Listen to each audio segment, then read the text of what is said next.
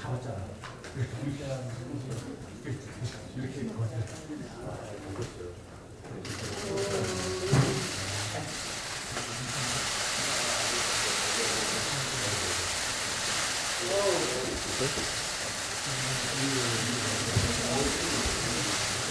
안 준다고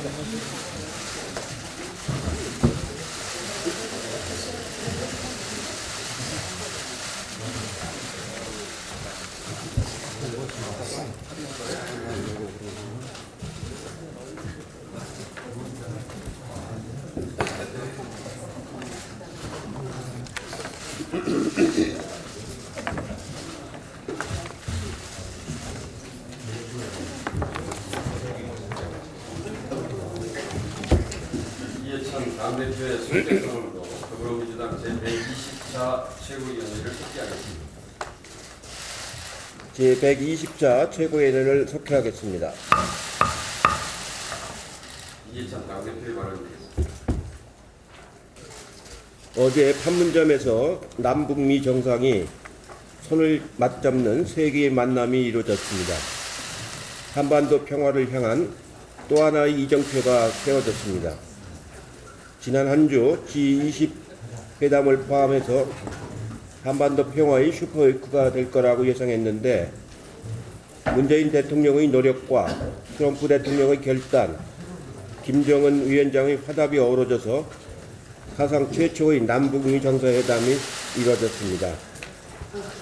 휴전 후 66년 만에 미국 대통령이 북한 땅을 처음 밟았고 짧은 만남을 기대했던 북미 회담은 사실상 3차 북미 정상회담으로 진행이 되었습니다.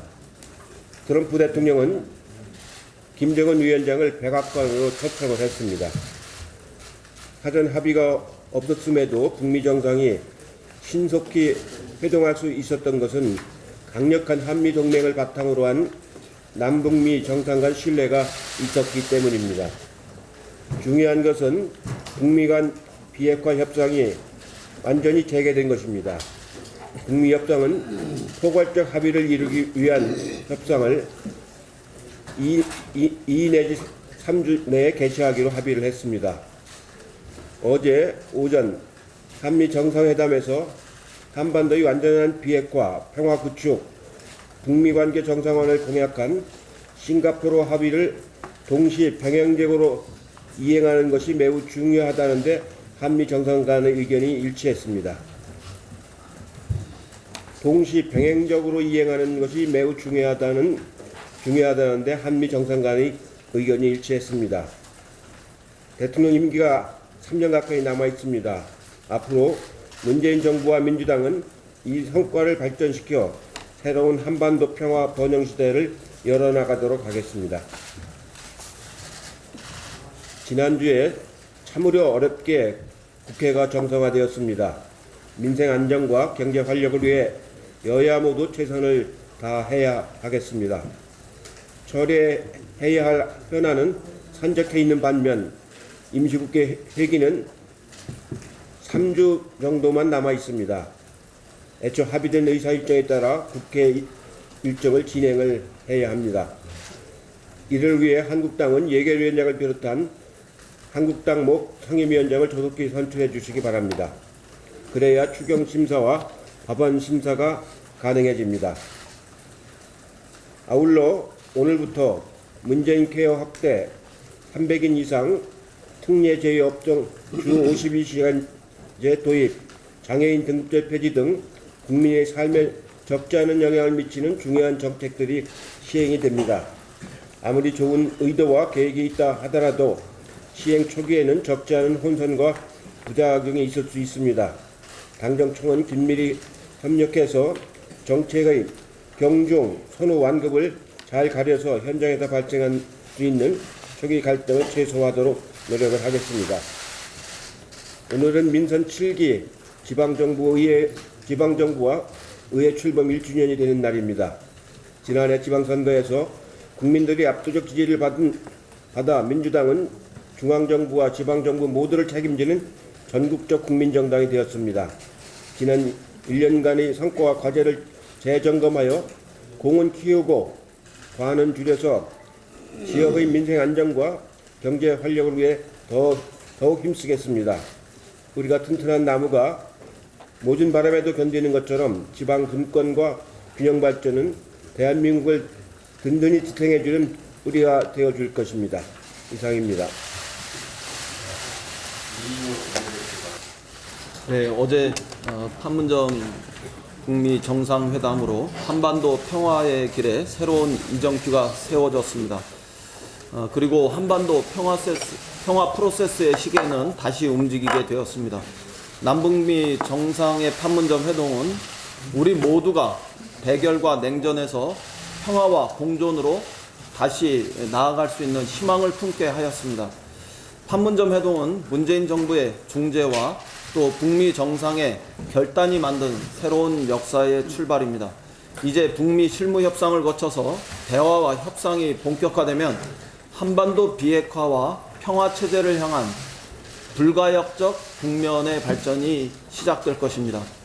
동시적 단계적 접근을 통해서 영변부터와 영변 플러스 알파라는 하노이에서의 차이를 해소하고 한반도 비핵화와 평화 체제 구축의 해법을 찾을 수 있기를 기대합니다.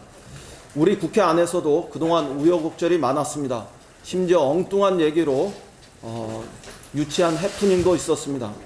그런 점에서 이제는 더 이상 당리당략이나 이념적 지향으로 한반도 평화 프로세스의 의미를 깎아내리는 일이 반복되지 않길 바랍니다. 보수의 진정한 혁신은 한반도 평화의 수용으로부터 시작된다는 점을 조언합니다. 국회 구성원 모두가 함께 한반도의 밝은 미래를 반길 수 있는 진심이 형성되길 바랍니다. 6월 임시국회가 정상화된 만큼 당대표께서도 말씀하셨지만 추경과 민생 입법의 처리에 우리 모두가 속도를 내야 합니다. 자유한국당은 조속한 예결특위 구성을 위해서 박차를 가해주길 바랍니다. 당내 경선을 이유로 자당 몫인 예산 결산 특별위원장을 정하지 못하는 상황은 우리 국민들께 대단히 실망스러운 일입니다. 국민들께서 많은 시간 참고 기다려 주셨기 때문에 또 기다려달라는 말씀을 드리는 것은 염치 없는 일입니다. 민생과 경제 상황 또한 우리 국회의 사정을 기다릴 만큼 한가한 처지는 못 됩니다. 자유한국당이 조속히 예산결산특별위원회의 구성과 추경심사에 임해줄 수 있기를 기대합니다. 다른 한편 자유한국당은 의사 일정에 대한 입장도 조속히 정리해 주길 바랍니다. 일각에서 자유한국당이 지연 전술을 쓰는 것 아니냐 이런 우려가 나옵니다. 국민께서 자유한국당이 어떻게 하는지 지켜보고 있기 때문에 그러한 선택을 하지 않을 것으로 기대하겠습니다. 우리는 여전히 지난 6월 24일에 의사일정 합의 정신이 유효하다고 생각합니다. 미세 조정은 양해할 수 있지만 지나친 요구는 태업의 핑계로 비칠 뿐이라는 점을 말씀드립니다. 국회 정상화의 목적은 추경과 민생입법 처리에 있습니다. 자유한국당은 이 점을 유념하고 추경과 민생입법의 조속한 심사와 처리를 위해서 적극 협력하실 것을 거듭 당부합니다. 이상입니다. 네. 우리는 어제 전쟁과 공포, 그 분단과 아픔의 현장이 평화와 번영의 상징으로 바뀌는 위대한 모습을 보고 감동했습니다. 담대한 전진이라고 대표침막에 씌어 있는데요. 정말 우리 국민 모두가 함께 담대하게 한반도 평화 프로세스를 만들어 가고 있다고 봅니다. 남북미 세 정상 간의 만남은 누구는 이렇게 얘기했습니다. 닐 암스트롱이 달나라에 발자국을 남긴 것과 비견될 만큼 세계사를 바꾸는 대단한 발걸음이다. 이렇게 얘기를 했는데요. 저도 100% 공감합니다. 특히 트럼프 대통령이 결단한 북미 정상 간 회동은 전쟁 당사국이었던 두 나라가 휴전의 현장에서 만났다는 데서 아주 특별한 의미를 갖고 있습니다. 이 만남이 실질적 종전과 두 나라 간의 화해의 길로 이끌어주기를 기대합니다. G20과 한중 정상회담, 한미 정상회담, 또 북미 정상회동, 또 남북미 정상 간의 만남을 통해서 우리는 적어도 5가지 정도를 확인할 수 있었습니다. 첫째는 세계 모든 나라 국민 그리고 우리 민족이 한반도 평화를 간절히 염원하고 있다는 것입니다. 둘째는 한반도 평화는 이미 돌이킬 수 없는 단계로 들어서고 있다는 것입니다. 셋째는 한미 동맹이 그 어느 때보다도 공고한 바탕 위에 있다는 것입니다. 넷째는 한반도 평화 프로세스가 세계 각국 주요국들이 인정하는 유일하고 가장 실효적인 한반도 평화 수단이라는 것입니다. 다섯 번째는 문재인 대통령의 중재자 또 운전자, 촉진자, 더 나아가서는 평화의 설계자로서의 노력과 역할 그리고 인내와 진정성이 성과를 내고 있다는 것입니다. 문재인 정부는 지난 2년 동안 과도한 비난 또 억측에 대응하지 않고 우리 국민들과 함께 정말로 신중하게 또 묵묵하게 한반도 평화 프로세스를 진행해 왔습니다. 평화를 만드는 것은 깨진 도자기 조각을 이어붙이는 것과 같다고 말한 사람들이 있습니다. 모든 국민이 정말로 간절한 마음으로 한반도 평화를 만드는 데 함께 힘을 모으고 있습니다. 자유한국당도 이 대열에 함께 해주실 것을 촉구합니다. 그동안 미뤄왔던 판문점 선언과 평양선언에 대한 국회 비준 이루어져야 되고요. 지난 6월에 종료된 남북한 경제협력특별위원회 재구성돼서 가동돼야 할 것입니다. 무엇보다도 남북경협특위에 실질적인 책임과 권한을 주기 위해서 입법권을 갖는 특위로 구성하는 것이 바람직하다고 할 수 있겠습니다. 이인영 원내대표님도 말씀하셨습니다만 추경과 관련해서 한마디 드리겠습니다. 자유한국당이 말하는 국민은 세상 어디에 존재하는 국민인지 정말 알고 싶습니다. 국회를 박차고 나갈 때도 또 선별복귀할 때도 국민의 뜻이라고 얘기했습니다. 정작 국민들이 바라고 있는 것은 추경입니다. 추경 처리될 수 있도록 자유한국당 진심으로 함께 해주길 기원하겠습니다. 좀 심하게 표현하면 자유한국당은 경제적 약자들의 삶을 볼모로 협상을 하고 있다 이렇게 말할 수 있습니다. 재난을 입은 피해 국민은 물론이고 실업급여, 기초생활보장, 긴급복지, 취약계층 일자리 예산과 관련된 추경 통과를 하염없이 기다리는 분들이 우리 사회의 경제적 약자들입니다. 세계 경기 침체 그리고 대외 여건 악화로 수출 불확실성이 갈수록 높아지고 있는 상황에서 재정을 투입한 내수 활성화는 불가피하고 또 필요합니다. 일각에서 추경을 낭비라고 호도하는 것은 지나치게 편협하고 왜곡된 시각입니다. 정부와 지방자치단체의 보조금 확대 등으로 산업 위기 지역에 대한 기업의 지방 투자가 지난해보다 17% 이상 늘었습니다. 이렇듯 정부의 투자는 펌프의 마중물과 같은 역할을 합니다. 자유한국당은 추경에 조건 없이 협력할 것을 촉구합니다. 이상입니다. 판문점에서 역사적인 남북미 정상의 만남과 북미 정상회담이 있었습니다. 판문점이 분단의 상징에서 전 세계 평화의 상징으로 변하고 있습니다. 이번 만남을 위한 북미 정상의 결단과 문재인 대통령의 노력에 전 세계가 박수를 보내고 있습니다. 한반도 비핵화와 항구적 평화체제 정착은 쉽지 않은 길이지만 우리가 반드시 가야만 하는 길입니다. 먼저 남북미가 자주 만나야 합니다. 정상 간, 실무 협상팀 간, 또 민간 교류에 이르기까지 자주 만나 정을 쌓고 신뢰를 쌓아 나간다면 해결의 실마리가 반드시 나올 것입니다. 또 역지사지의 정신으로 상대방의 입장을 배려하면서 협상해 나가야 합니다. 앞으로 있을 북미 간의 실무 협상에서도 한반도 비핵화와 평화체제 구축을 위한 큰 진전이 있기를 기원합니다. 저희 더불어민주당에서도 진인사 대천명의 자세로 할 수 있는 모든 노력을 기울여 나가겠습니다. 이상입니다.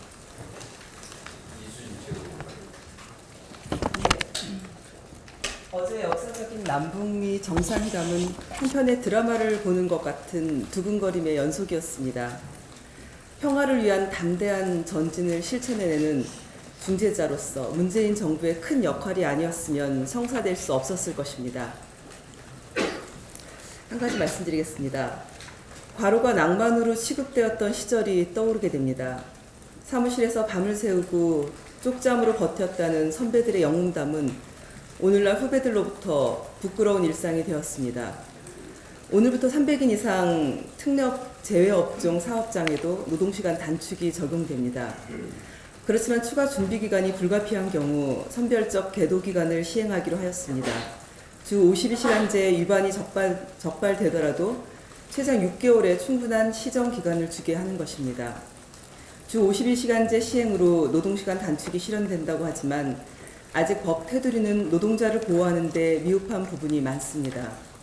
그러나 노동시간 단축뿐 아니라 많은 노동정책 추진이 단시간에 업계에 변화를 주어 경제와 사회에 논란이 됨으로써 처음 추구했던 가치를 무색하게 만드는 때도 있습니다.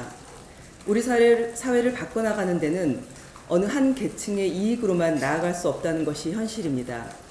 무엇보다 지금 시점에서 사회적 대화가 절실하게 요구되는 측면이 바로 이 부분입니다. 총파업, 일자리 부족, 비정규직 정규직화 등 산적한 과제들이 많습니다. 지난 6월 중순에 문재인 대통령이 스웨덴을 방문해 사회적 대화를 주제로 환담하기도 하였습니다. 양 정상은 사회 전반에 걸친 대화와 타협의 문화가 정착되면 경제적 번영과 높은 수준의 복지로 이어진다고 의견을 나눴습니다. 현재 우리 사회가 절실하게 필요한 해결책은 바로 이 지점인 사회적 대화가 갖는 정책적 함의일 것입니다. 이상입니다. 네, 오늘 오랜만에 책을 하는 것 같아요. 다행입니다. 어제 트럼프 대통령과 김정은 위원장 두 정상이 정전협정이 체결되었던 판문점에서 만나 악수를 하는 모습은 전 세계 감동과 울림을 주었습니다. 프란치스코 교황 역시 성 베드로 광장에 모인 수천 명의 사람들에게 축복을 내리는 자리에서 지난 몇 시간 동안 우리는 한국에서 만남의 좋은 예를 보았다면서 나는 그러한 의미 있는 제스처가 한반도의 평화뿐만 아니라 전 세계의 이익을 위해 더 멀리 발걸음을 내딛는 것이라는 기도로 주인공들에게 경의를 표한다고 말했을 정도입니다. 문재인 정부 출범 직전 한반도가 일촉즉발 위기 속에 있었던 점을 돌아본다면 어제의 모습은 정말로 기적 같은 일이 아닐 수 없습니다. 이렇게 한반도를 둘러싼 상황들이 평화의 방향으로 빠르게 변화하고 있는데 내심 이러한 변화를 바라지 않는 사람들이 있는 것 같아 안타깝습니다. 자유한국당은 토요일날 성명을 내어 한미동맹의 훼손에 대한 우려가 대한민국 건국 이래 최고의 수준에 달했다고 하며 우리 정부의 외교적 노력에 대해 찬물을 끼얹었습니다. 그러나 바로 다음 날인 어제 트럼프 대통령은 한미동맹은 전례 없이 굳건한 관계를 자랑하고 있다고 자신있게 말할 수 있다고 하였습니다. 자유한국당 소속 강효상 의원은 자신의 정보통을 통해 확인한 결과 북미 정상이 만나지 않을 것이고 짧은 전화통화만 할 것이라고 얘기하였었습니다. 그런데 이 이야기는 채 3시간도 지나기 전에 완전히 허위라는 것이 드러나며 더 이상 정보를 주는 고등학교 후배가 없다는 사실만 입증했습니다. 한반도 평화는 특정 정치 세력의 목표가 아니라 온 국민을 위해 모든 정치 세력이 공통되게 추구해야 하는 일입니다. 또 모든 정치 세력이 힘을 합쳐야 비로소 성과가 나올 수 있을 정도로 어려운 일입니다. 그럼에도 불구하고 잘 되게 하기 위한 실질적인 노력은 기울이지 않은 채 사실과도 다르게 안 되고 있다, 안 될 것이다 라는 부정적인 말만 되뇌 있는 사람이 있다면 그런 사람들이 진정으로 한반도 평화를 원하는지 의심할 수밖에 없습니다. 앞서 말씀드렸지만 한반도 평화를 정착하는 길은 멀고도 어려운 길입니다. 외교와 안보, 국익 앞에 여야가 없는데 우리 정부의 한반도 평화를 위한 노력에 과도하게 흠집을 내려는 시도는 중단되어야 할 것입니다. G20 참석차 일본을 방문하면서 대통령님 부부가 우산을 쓰고 비행기에서 내린 것에 대해서 일부 언론에서 일본의 홀대 의혹을 제기했고 자유한국당 민경욱 대변인도 자신의 SNS에 비 오는데 우산을 쓰고 비행기에서 내리는 의전을 받으면 국민들 욕먹이는 것이다 라고 비난하는 글을 썼습니다. 결국 트럼프 대통령 역시 같은 날 우산을 쓰고 비행기에서 내리는 모습이 언론에 포착되면서 일본의 홀대에 의한 것이라는 주장은 사실이 아니었음이 드러났습니다. 이렇게 조금만 확인해 보면 무엇이 사실인지 금방 알 수 있었음에도 불구하고 사실과 다른 보도가 나오는 배경이 무척 궁금합니다. 특히 민경욱 대변인은 자신이 알고 있는 사실과도 맞지 않는 이야기를 하고 있어 그 의도가 더욱 궁금합니다. 박근혜 전 대통령 역시 2015년 중남미 4개국 순방 시 페루에 도착하여 우산을 쓰고 비행기에서 내렸던 적이 있습니다. 그 당시 민경욱 대변인이 박근혜 전 대통령을 동행하여 수행했었다고 알고 있습니다. 이 경험 등을 이유로 비올 때 우산을 쓰고 비행기에서 내리는 것이 외교적 홀대의 결과가 아니라는 것을 너무나 잘 알고 있었을 것입니다. 그런데 이렇게 사실 확인도 안 하고 자신이 알고 있는 내용과도 상반된 이야기를 하는 이유는 무엇일까요? 정말로 문재인 대통령님이 제대로 된 대접을 받기를 원해서일까요? 아니면 혹시 문재인 대통령님이 홀대를 받기를 원해서가 아닐까요? 아까도 말씀드렸지만 외교와 안보는 모든 정치 세력들이 협력해야 하는 것입니다. 비난만을 위한 비판은 멈춰 주시기 바랍니다. 오늘 우리 당은 중앙위원회에서 21대 총선 공천제도를 최종 확정하게 될 것입니다. 정당 사상 최초로 자체 시스템을 이용해서 대규모 권리당원 투표를 통해서 이 과정이 이루어지는 것입니다. 상향식 민주주의의 새로운 전형을 만들어 나가고 있다고 생각합니다. 앞으로도 이 과정에 대해서 많은 기자분들이 관심을 가져주셨으면 좋겠습니다. 그리고 참여해주신 당원분들께 이 자리를 빌어 감사하다는 말씀을 전하겠습니다. 이상입니다. 안인실 최고위원. 네, 정전협정 66년 만에 이렇게 전격적으로 또 분단의 현장인 판문점에서 남북미 정상이 이렇게 마주 설 것이라고 예측하지 못했습니다. 이제 평화는 이제 성큼 우리 앞에 다가왔습니다. 판문점 북미 정상회담은 남북미 신뢰 회복과 또 한반도 평화 프로세스의 결정적 장면으로 우리 역사에 오랫동안 기억될 것입니다. 문재인 대통령의 끈기와 김정은 위원장의 결단력, 트럼프 대통령의 용기가 만들어낸 평화의 패스트트랙입니다. 사실상 3차 정상회담으로 불리고 있는 이번 판문점 북미 정상회담을 진심으로 정말 환영하며 앞으로 있을 4차 북미 정상회담을 준비하는 실무회담이 성공적으로 잘 되기를 기원합니다. 앞으로 국회도 한반도 평화 만들기를 위해서는 여야를 넘어서 범국민적인 평화 협치를 위해서 노력해 주실 것을 당부드립니다. 7월 1일 오늘부터 31년간 1에서 6등급으로 구분되던 장애인 등급제를 폐지하고 새로운 장애인 복지 지원 체계로 전환이 됩니다. 앞으로 장애인은 서비스 지원 종합조사를 거쳐서 장애 정도가 심한 장애인과 심하지 않은 장애인으로 구분해서 서비스를 받습니다. 또한 장애인 활동 지원을 중심으로 장애인 서비스도 23개 국가 서비스와 200여 개의 지자체 서비스로 확대가 됩니다. 장애인 등급제는 그간 의학적 기준에 근거해서 장애인 서비스의 기준으로 활용되었습니다. 그러나 제도 도입 이후에 장애인 당사자보다는 공급자 위주의 획일적인 서비스 제공으로 불만이 많았습니다. 이러한 문제를 해결하기 위해서 장애인 단체들은 2012년 8월부터 5년간 장애인 등급제 폐지 등을 위해서 광화문에서 농성을 했었습니다. 이후에 문재인 정부 국정과제로 장애인 등급제 단계적 폐지 및 종합지원체제 도입 추진을 채택해서 추진해 왔습니다. 아직 많은 장애인들께서 장애 유형에 따라서 혹시 종합조사를 받게 되면은 기존의 서비스가 축소되지 않을까 하는 그런 우려가 있습니다.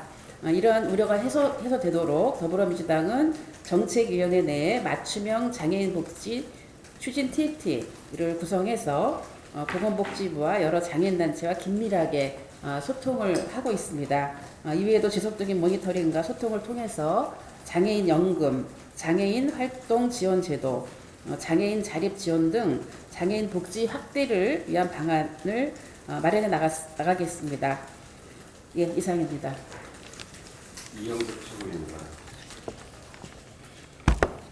모든 최고위원들께서 말씀을 해주셨습니다만 어제 2019년 6월 30일 실로 정전협정 66년 만에 판문점에서 남북미 정상이 만나는 역사적 순간을 국민들은 목격했습니다.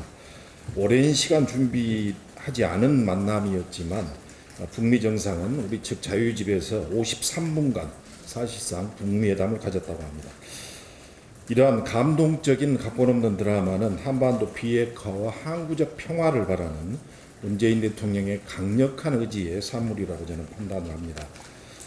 그럼에도 불구하고 며칠 전까지도 자유한국당의 전현직 국회의원들은 한반도의 냉전과 분단을 부추기고 그리고 대통령에게 막말을 쏟아붓는 멈추지 않는 이런 행태들을 보여왔습니다.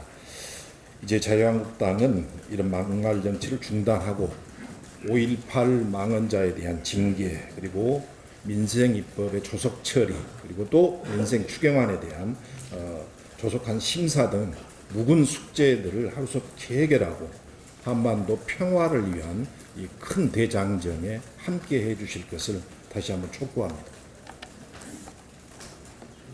예, 이상 모두 발언을 마치고 회의를 비공개로 전환하겠습니다. 언론 여러분들의 협조를